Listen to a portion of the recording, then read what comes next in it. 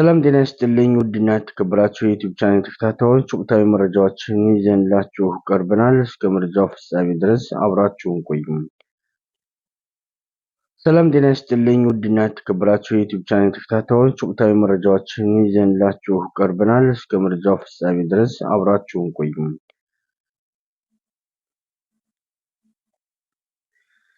በከፍተኛ ጫና ውስጥ የሚገኘው ጀነራል ታደሰ ወረደ ምሽት ላይ ከመቀሌ አዲስ አበባ መግባታቸው ተገለጸ።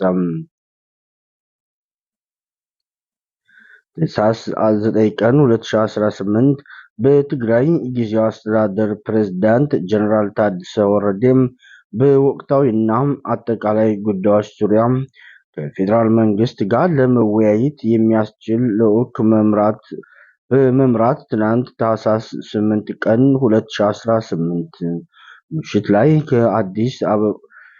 ላይ አዲስ አበባ ገብተዋል ተብሏል። ፕሬዝዳንቱ ወደ አዲስ አበባ ያቀኑት በክልሉና በፌዴራል መንግስት መካከል ባሉ ልዩ ልዩ ጉዳዮች ላይ ለመምከር መሆኑን ጊዜያዊ አስተዳደሩ ካወጣው መግለጫ ተመልክተናል።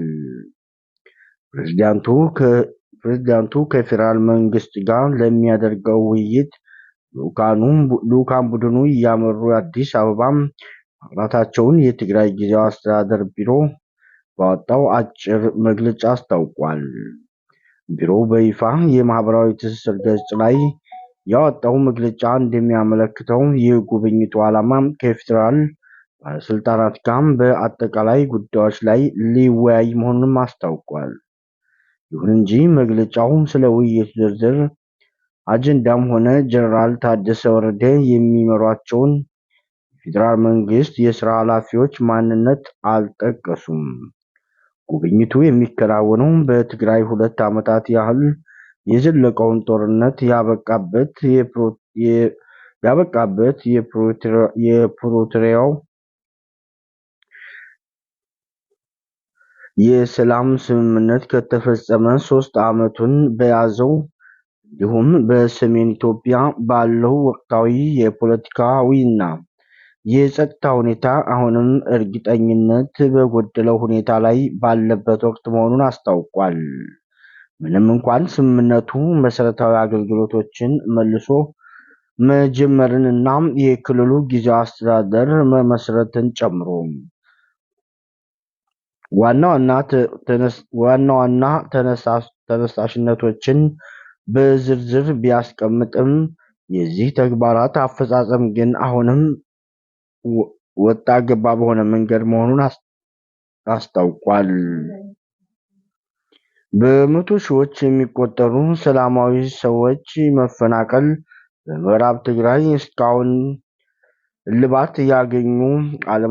እልባት ያላገኙ አለመግባባቶች መቀጠላቸውና በክልሉ በኢፌዴሪ መከላከያ ሰራዊት ውጭ ሌሎች ታጣቂ ኃይሎች መኖሩን አሁንም ድረስ ምላሽ የሚያሹ ዋና ዋና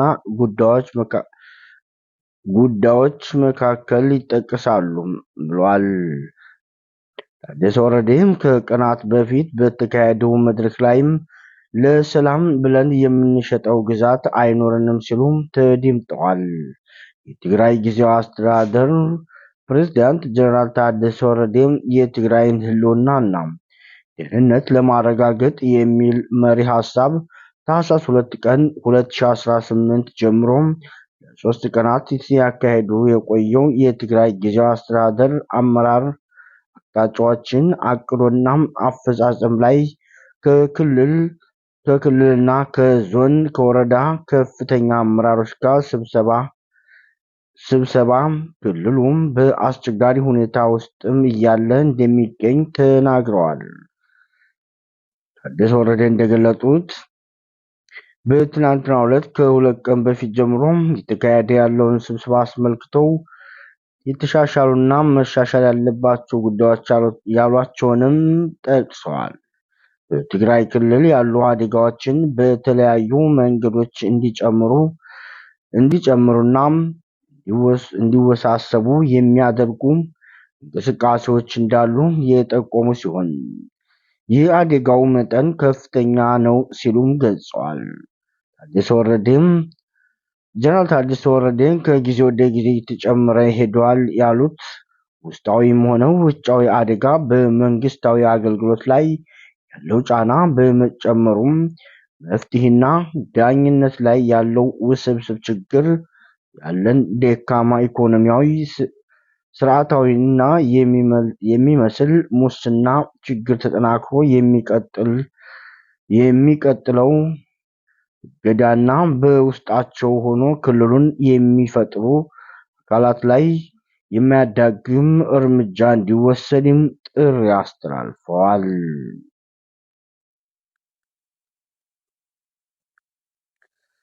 በሌላ ዜና ንብ ኢንተርናሽናል ባንክ ከወለድ ነፃ ባንክ አገልግሎት የጀመረበትን 10ኛ ዓመት እያከበረ መሆኑን አስታወቀም።